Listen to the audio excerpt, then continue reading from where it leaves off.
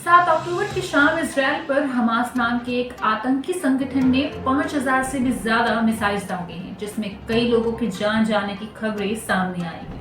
हैरानी की बात यह है कि कुछ देशों ने इस अटैक का समर्थन करते हुए हमास को बधाई भी दी है। वहीं जाहिर सी बात है, कुछ देशों ने इसकी निंदा भी की है। आखिर यह हमास चाहता क्या है? यह संगठन का काम क्या है? इस वीडियो में हम यही जानेंगे। मैं दिव्या ठाकुर स्वागत करती हूँ आपका मेरे यूट्यूब चैनल पर। हमारा सबसे पहला सवाल, आखिर यह हमास है क्या? तो हमास को जानने से पहले हम सबसे पहले पैलेस्तीन के बारे में जान लेते हैं। पैलेस्तीन मिडिल ईस्ट में स्थित एक कंट्री है जो अभी दो पार्ट में डिवाइडेड है, एक गाजा स्ट्रिप और एक वेस्ट बैंक। गाजा स्ट्रिप में 2005 से हमास नाम का संगठन राज कर रहा है, जो अपने आप को एक political party with military wings कहता है, जिसे कई देशों ने आतंकी संगठन भी घोषित कर दिया है। वहीं वेस्ट बैंक में पेलो नाम का एक कोलिशन गवर्नमेंट है, जिसकी पार्टी को हम फतह कहते हैं।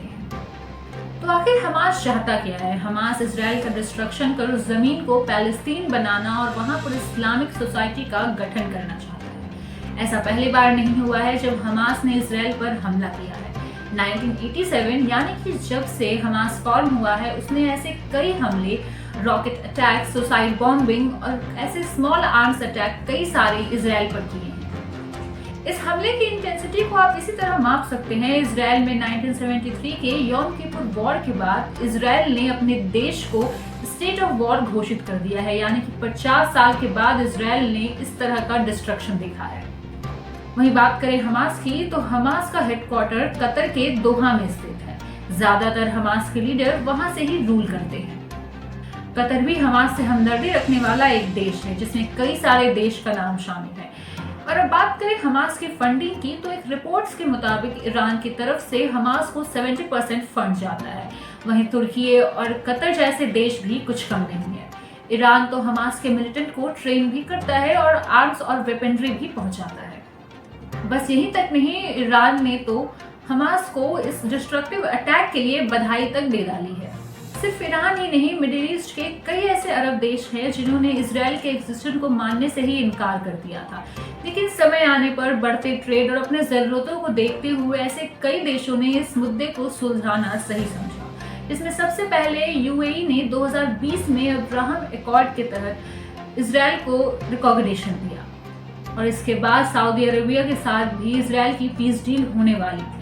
एक्सपर्ट्स के मुताबिक ईरान यह नहीं चाहता था कि सऊदी अरेबिया और इजराइल के बीच पीस डील साइन हो, इसलिए यह समय मुनासिब था हमला करने के लिए, जिससे अगर यह डील खत्म ना भी किया जा सके तो इसे होल्ड पर रखा जा सके। वहीं ऐसे कुछ देश हैं जिन्होंने इस मुद्दे पर न्यूट्रल रहना सही समझा, तो कुछ ऐसे भी देश हैं जिन्होंने इजराइल का खुलकर समर्थन किया है।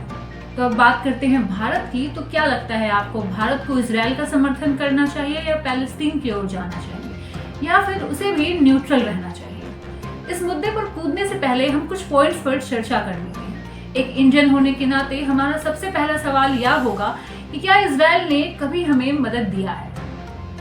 जी हाँ, इजराइल ने 1962, 1965, 1971 और 1999 कारगिल वॉर में इंडियन को आर्म एंड एम्यूनेशन सप्लाई किए थे। तो आप जरूर कहना चाहेंगे ये आर्म एंड एम्यूनेशन सप्लाई करना आम बात है या एक बिजनेस है, लेकिन इंटरनेशनल पावर इस पर भी सैंक्शन लगाती है कि आप कौन से आर्म्स किस देश को बेच सकते हैं। जब 1999 में और 1971 में इंडिया को आर्म्स की जरूरत थी, तो इजराइल ने आगे आकर हमें उस आर्म्स को बेचा था। वहीं यूएस ने पाकिस्तान को कई सारे आर्म्स दिए थे। तो अब सवाल उठता है, क्या अरब देशों ने कभी भी भारत का समर्थन किया है? तो इसे हम समझते हैं कुछ इस तरीके से। इंडो चाइना वॉर के समय अरब देशों ने न्यूट्रल रहना पसंद किया था। वहीं इंडिया पाकिस्तान वॉर के समय अरब देशों ने पाकिस्तान को बैक किया था। तो इस समय इजराइल ने इंडिया को हर मोर्चे पर मदद दी थी। वहीं 2017 में इजराइल के एक सीनियर अथॉरिटीज ने यह भी कहा था कि इजराइल कभी भी पाकिस्तान को कश्मीर मुद्दे पर सपोर्ट नहीं करेगा। लेकिन इसका मतलब यह नहीं कि हम अरब देश से दुश्मनी ले लें, क्योंकि अरब देश हमारे कंट्री के लिए बहुत इंपॉर्टेंट है। इसी डर से इंडिया ने इजराइल से हमेशा पर्दे के पीछे दोस्ती निभाई। लेकिन 2014 में यह फॉरेन पॉलिसी में बदलाव आया, जब प्रधानमंत्री नरेंद्र मोदी भारत के ऐसे पहले प्रधानमंत्री रहे जिन्होंने इजराइल का दौरा किया और वहां के प्रधानमंत्री से मुलाकात भी की। और यहाँ तक ही नहीं, प्रधानमंत्री नरेंद्र मोदी ने 2018 में पैलेस्टीन के रामल्ला शहर का भी दौरा किया, जिसे पैलेस्टीन के लीडर ने हिस्टोरिक मोमेंट बताया। भारत ने डिहाइफिनेशन पॉलिसी को फॉलो करते हुए दोनों देशों से इक्वली रिलेशन बनाकर रखा हुआ है। डिहाइफिनेशन पॉलिसी यानी कि दो कंट्री के बीच में क्या झगड़ा चल रहा है, क्या विवाद चल रहा है, उसे तीसरे कंट्री से कोई मतलब नहीं है। तीसरे कंट्री को दोनों में से जिस कंट्री से फायदा होगा वो उससे रिलेशन बना के रखेगा, या फिर वह दोनों से रिलेशन बनाकर रखेगा। इसी पॉलिसी पर भारत ने दोनों देशों से इक्वली रिश्ता बनाकर रखा है, जिसके कारण अब हम भारत और इजराइल की दोस्ती को सामने से महसूस भी कर सकते हैं। डेटा के अनुसार 1992 में भारत और इजराइल का बायलैटरल ट्रेड $200 मिलियन का हुआ करता था।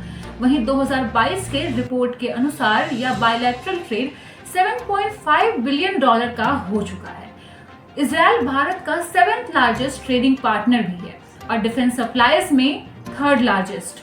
आपको क्या लगता है, क्या भारत को इजराइल का सपोर्ट करना चाहिए या फिर फिलिस्तीन का, या फिर उसे न्यूट्रल ही रहना चाहिए? अपनी राय हमें कमेंट बॉक्स में जरूर बताइए। वीडियो पसंद आया तो लाइक एंड सब्सक्राइब करना ना भूलिए।